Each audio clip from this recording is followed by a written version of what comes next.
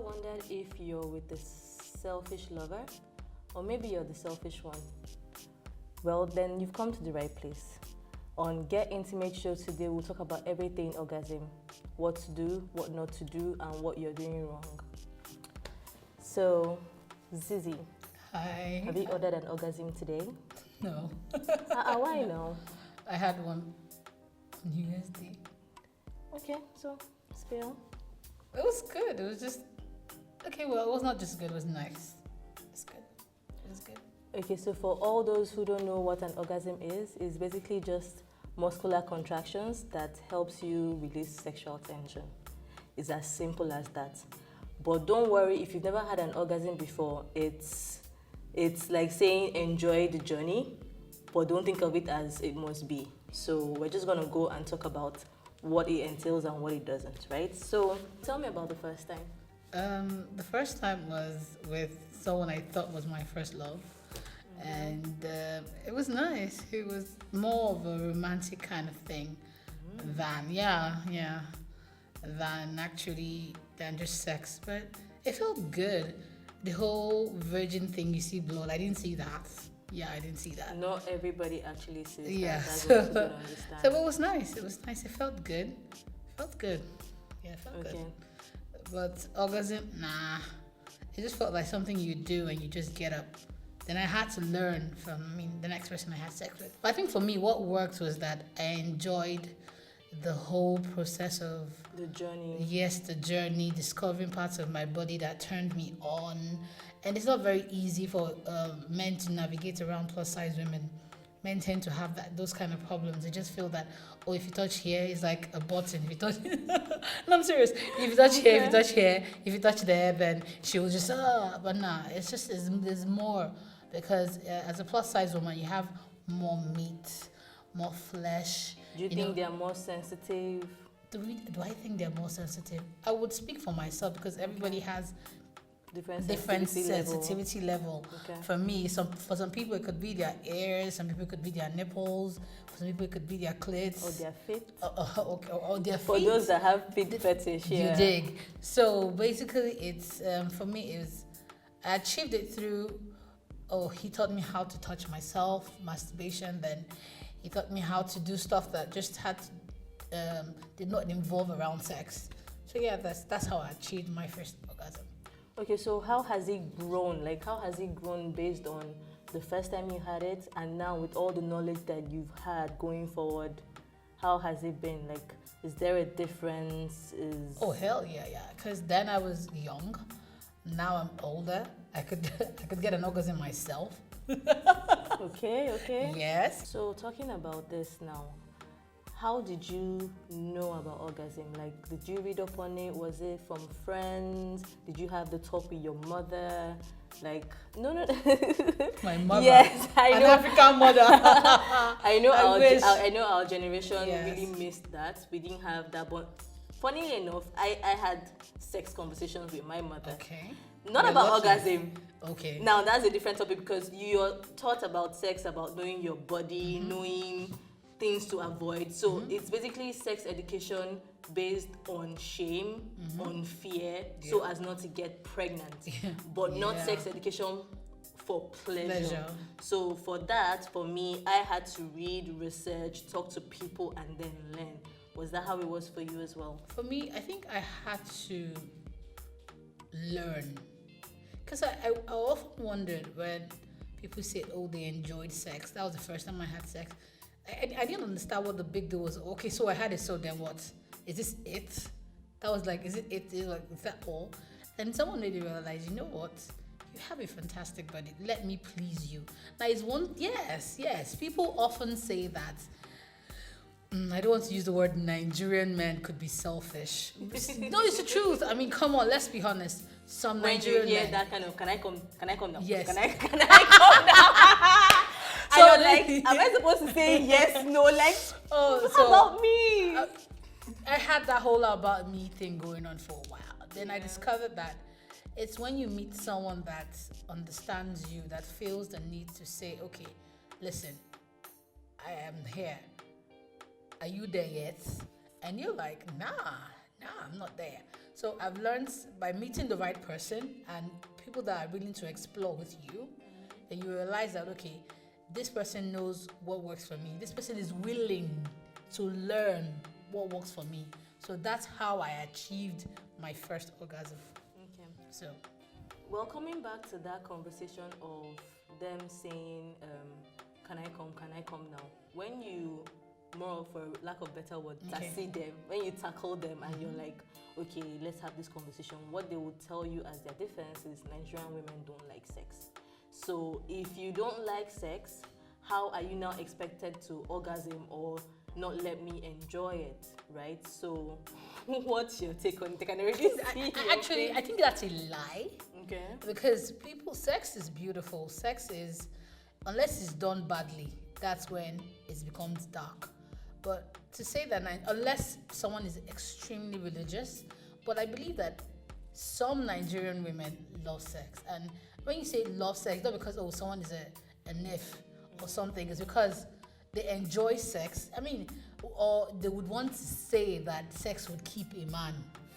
I'm just saying, but the truth is, there are several things that makes a man stay. But maybe sex could be one of them. So, but when you say Nigerian men don't love sex, Nigerian women rather don't love sex, I think that's a lie. I think it's subjective, right? As you have mentioned, there's religion that plays on it, how we've been taught to see sex, how we've been taught to see masturbation. Because again, when you're talking about orgasm, most women get orgasm from clitoral stimulation. True. Right? And they do that when they're exploring themselves. Maybe they're in the bathroom. They're in the bathroom or alone in the room. But then you hear all this preaching of, if you touch yourself, you're going to hell. You're gonna get addicted. You're the devil's pawn. Okay, so now I'm like exaggerating. No, but I once heard that someone once told me that, he didn't feel comfortable with me touching myself, and I asked why. He said because he was jealous. That if he does that, then what's left for him to do? Oh, I've heard that before. No, but to be honest, he has a point. Because I mean, if I've done all the work, what would you do? No, so in response to that, it depends on how open-minded you are and what position you are taking. So is it foreplay before the act, right? I mean, there are positions like 69. So for anybody who doesn't understand what 69 is giving you head, giving and receiving. So it's a fellatio blowjob type of situation.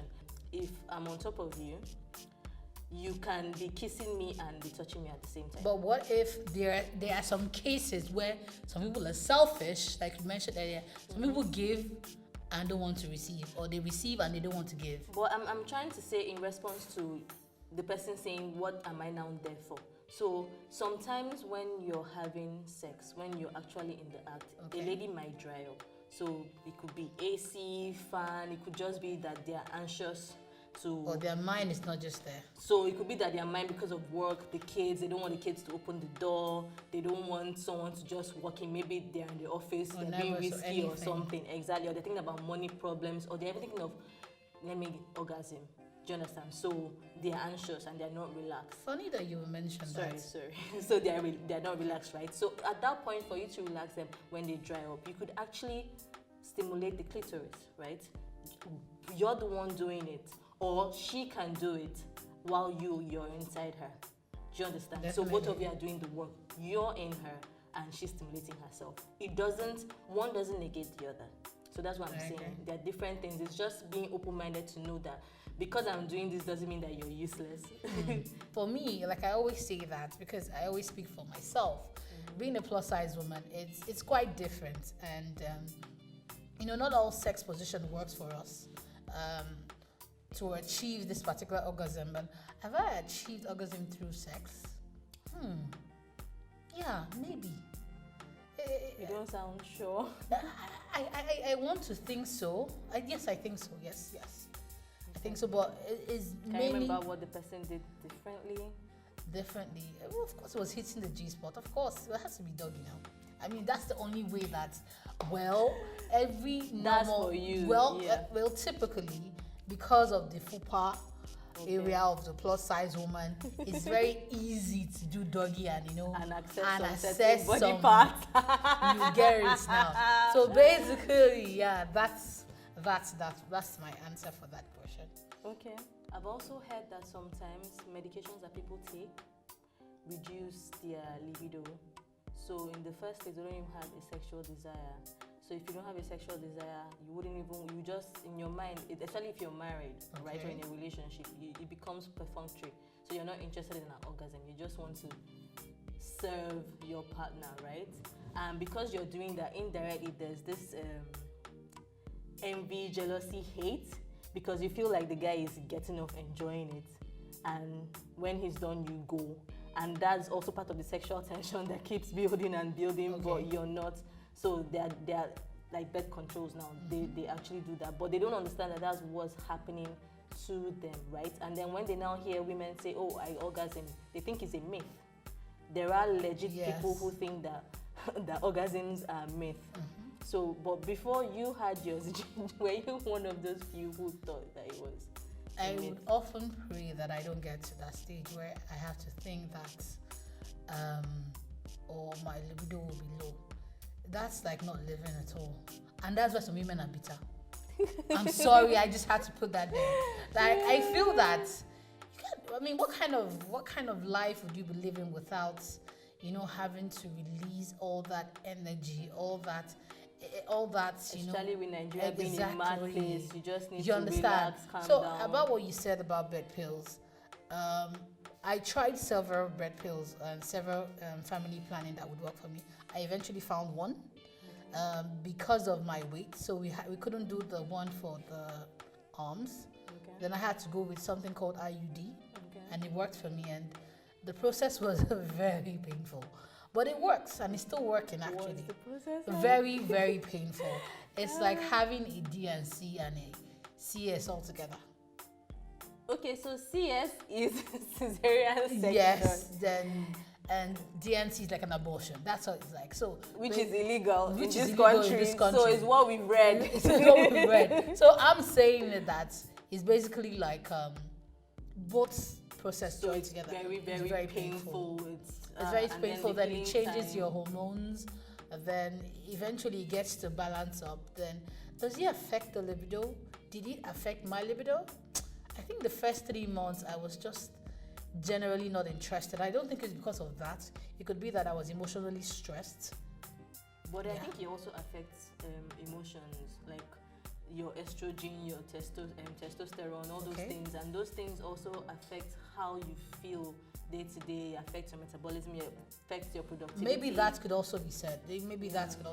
Because I wasn't just not interested in that for a couple of months, but along the way, having a partner that understood what was going on with me and that was sexually active and likes to explore again, so it made things it made things rather back then very, very easy to just play along and introducing different things that works for us then. So saying after doing all that, I discovered that he made me realize that apart from this whole penetration thing, there are other ways we could achieve that, and it worked for us. So what other ways? Okay, I think one was anal, the other one was cunnilingus. Okay. Then the other one was just basically neuro massages. Those ones work really well, and I think people should learn how to explore those things. But sex definitely doesn't have to do with penetration, as people would say, whether be the vagina, be the anus, whatever. But I feel like people should learn how to explore different ways other than just penetration. Okay. So I just want to say that if you're watching this show, you should just come very, very open-minded, right? So anal, if you want to do anal, just know that you have eaten less, you have gone to the toilet, you've pooped, you're clean, you're fine, and then use lubes. Be gentle with yourself and know how to just be gentle, be with someone who's also open-minded, and take it slow. Determine what you can take and what you can't take. You want to start with fingers and stuff like that. And then another thing that she mentioned is cunnilingus, right? So cunnilingus is what we call giving head. That's when a guy gives a woman head, right? So Also, be open-minded about that. Some men will tell you, oh no, hygiene, I don't know what I'm taking in from there, I don't know what you're kissing. But my answer to that is, if you're in a committed relationship and you're with someone and you're having unprotected sex, or you're even kissing the person, it's more or less the same thing, because fluids are being exchanged. And then there are also there are also devices that you can use. There is I'm trying to remember the name now. It's a mouth guard somewhat. You use it to protect your mouth so you don't have any STDs or STIs. So perhaps look into that. But you need to know that getting an orgasm doesn't just happen with penetration, right? You have to consider knowing your body, knowing what works for you, your erogenous areas, right? And then have those conversations. I wanted to also ask you, have you been, with the different lovers that you've been with, do you like receiving criticism when you're in the act or after the act? Okay. Like when you're having sex, or like, do you also tell you, let me give you an example. Okay, like if you're giving a fellatio, would you rather the person tells you stay longer, or just holds your head? It's about give and take, basically. For me, is if you're doing something right, I will tell you. If you use your teeth on my flesh, I will tell you. If I use my teeth on your flesh, because then again, talking about STDs and all that, you know what I mean? It's a very sensitive area, number one. Yeah. The teeth and everything. So you have to be very careful, doing those kind of things. And sometimes when people squirt, a lot of people don't understand what that is. That's one type of orgasm that is kind of rare. It's almost like a myth. It's like Santa came down and gave you. So there are like very selected women that squirt and don't squirt. So if you're one of the squirters, you're like, yay, you hit the jackpot. So basically what I'm saying is, in a situation where I become uncomfortable with something, I'm a very, very expressive person. So I tell you straight up, listen, what you're doing, you need to stop. So that whole process, we're going through a process together, either to achieve climates together or me achieving multiple orgasms. I will tell my partner, listen, hey, I'm not feeling this. Can we stop, or can we do it this way? And are you willing to learn? Along the line, people's feelings get hurt. When you say, oh, listen, what you're doing does not make any sense. I am very blunt like that. And if they said it to me, if my partner says it to me, I won't take offense, because it's a process to learn. Because, having sex with somebody is very intimate and very spiritual. I might not be a very religious person, but that's you exchanging body fluid with somebody, energy with somebody, which, quite frankly, whether you're doing it sexually, whether you're doing it casual or whatever, it still boils down to the same thing, and which, to be frank with you, is not something that what's the word I'm looking for now? That forgives all the time. There's some people you have sex with that, like very horrible sex. Yeah. You'll be like, oh, that was just a waste of sin. I know that bad sex is subjective, right? What made this particular bad sex bad? Because I could tell from your face that it was horrendous. Because again, I'm a plus size woman, okay, and everywhere seems to be soft. So it was just wrong, with the wrong. It was just wrong. It was just knocking my tights. So it was hard to say, but at some point I had to, help his ego and say, you know what? Let me just get up, because I didn't understand what he thought he was doing. You didn't fake an orgasm? No, God, no, I don't do that. No, I think, why would you want to fake an orgasm? Why? Why do you want to, massage that person's ego? If he came, come, you're come. On my thighs. Well, God, yeah. When I think about what you said, Okay. and then I think about how men and women are different. Okay. Women worry about the fact that orgasm takes too long for them, right? And then men worry that it takes it's too fast, like they are good. So they come quickly, and women take forever. And in the whole process, everybody's worrying, and no one is now actually enjoying the process. There's this whole anxiety, because I know that I always get messages on Instagram saying things like, oh, hi, how I'm okay. So I've been with this person, blah blah blah blah blah blah blah, and I want to know how can I make my orgasm last longer, or how can I make myself not ejaculate fast? Like, how do you understand? Sustain myself. I always get, no matter how many times I answer it, or I always get those questions. So it's like, it's the same problem, or like when you're looking at it from a spectrum, is women are on this side of the spectrum thinking about, it takes too long for them, and then men are on this side of the spectrum saying it's too fast. So for the men, you hear things like, if I take this alcohol, or if I masturbate before I go and meet the woman, then I can last longer. So the idea is, if I've come the first time, my second time will be longer. So I had this conversation with this friend who had a date, and apparently his routine before he goes on a date, if he's in a relationship, right, and they haven't gone, like they're still learning each other, he would masturbate before he goes to the date. The idea is so that when he now gets down, he can last longer and impress the girl. Because I mean, you gotta impress that the men's own idea of impressing is not that the woman came. Well, maybe some of them think that, if the woman comes, then yes. But it's how long. So they don't want to be known as that 2-minute man.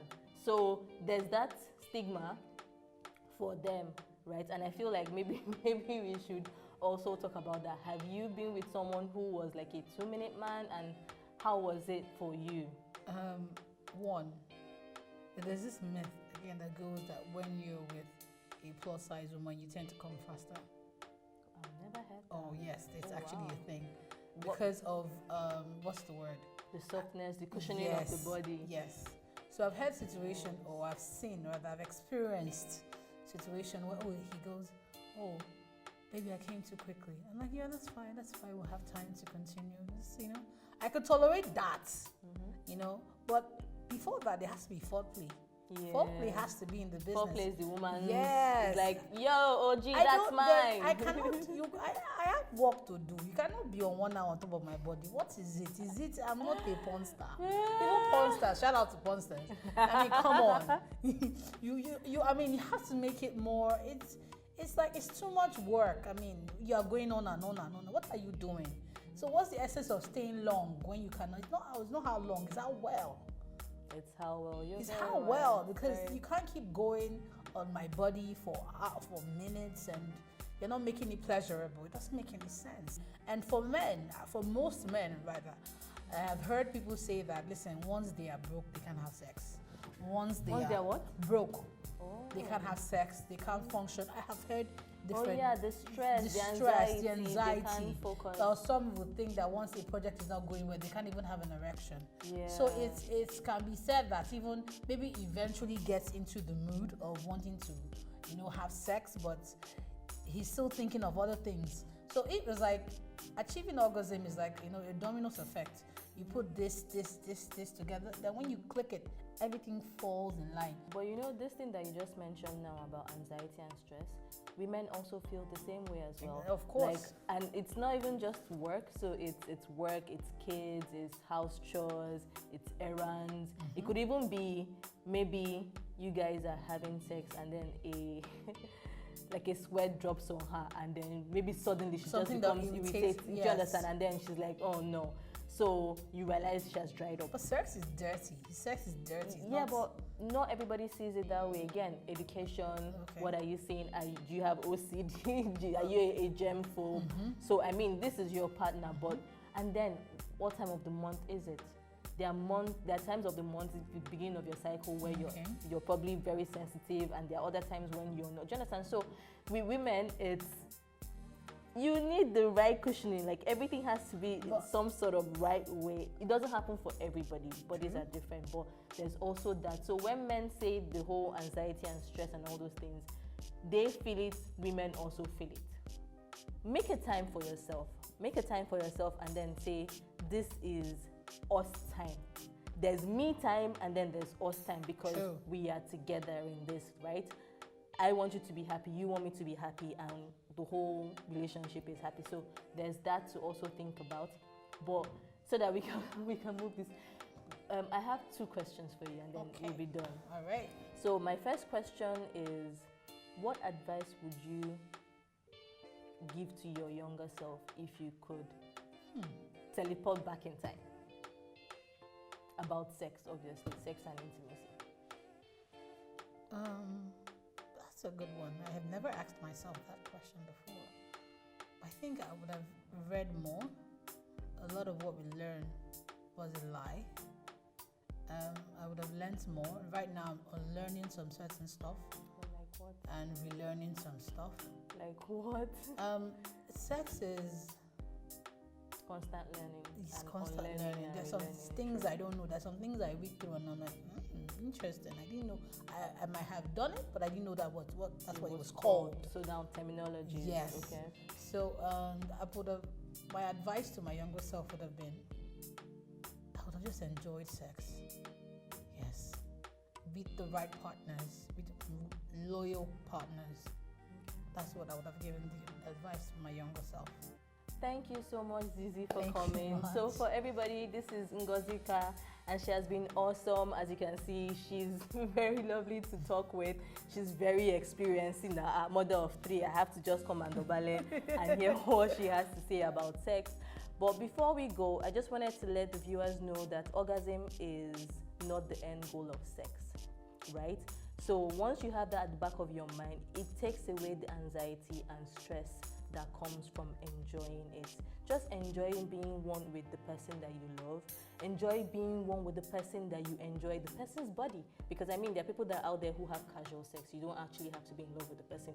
Your preference, you decide what you want to do. It's your body. As long as you have consent, that is another conversation for another day. Yes, but as long as you have consent, then do what you want to do. But just so that orgasm is not the end goal. And then I also want to tell the parents, please start having conversations with your kids. And even if you're uncomfortable about it, if they ask you something that you're uncomfortable about or you don't know how to answer, don't lie to them. Don't brush it off or shrug. You could just tell them, okay, I don't have the answer to what you're asking me now. Let me get back to you. That gives you time to recuperate. If that's what it's for you, go do your research. The research is not that you don't know what they're asking. The research is how to break it down to their level, depending on the age of your child. So using the right words, right? But you also want to be as clear as possible so that when they are growing up, they know that they can trust you to have these conversations with them. They know that you'll be honest with them. They know that you have their back, which is important. Because now there's the age of social media. There's the age of internet. If I just Google how to do, there's porn everywhere. And I'm not saying that porn is bad, but look at how old your child is and the things that you want to teach them. Would you rather you teach them or would you rather porn teach them? The answer is yours. So when you have answered that question, then you can decide how you want to go with it. Thank you very much for staying with us. This is Get Intimate with Ebele. Thank you. Bye.